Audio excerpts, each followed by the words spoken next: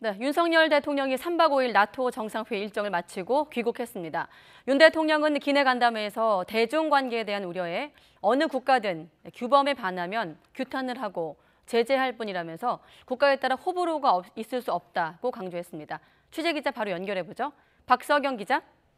네, 대통령실입니다. 네, 저희도 보도를 했습니다만 나토 정상회의에서 새로운 전략 개념을 채택하면서 중국의 위협을 명시했습니다. 남은 숙제는 이제 대중관계일 텐데 대통령이 여기에 대해서 어떤 입장을 밝혔죠?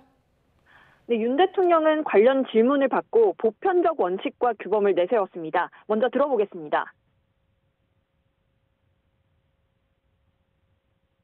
어느 특정 국가를 배제하거나 이렇게 하는 것이 아니고 국내 사회 규범이든 국제 관계에 있어서의 규범이든 다 함께 지켜야 되는 규범과 이 가치를 지켜야 된다고 하는 그런 정신을 가지고 그러니까 특정 국가를 어떻게 다루겠다 정해놓기보다는 국제 규범과 질서에 반할 때 다 함께 규탄 제재하면서 세계 평화를 위해 노력하겠다는 건데요.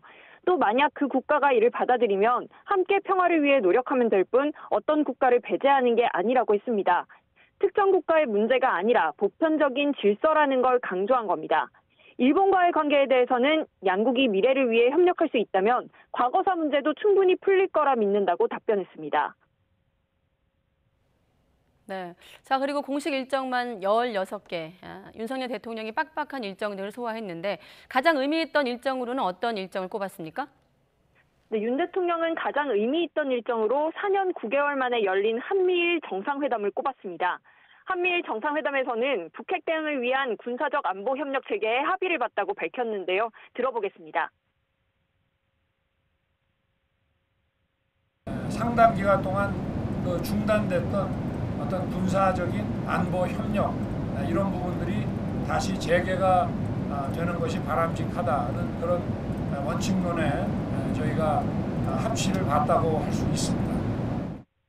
다만 세부적인 건 세 나라의 외교 국방장관과 안보 관계자들의 후속 논의로 진전될 거라고 설명했습니다.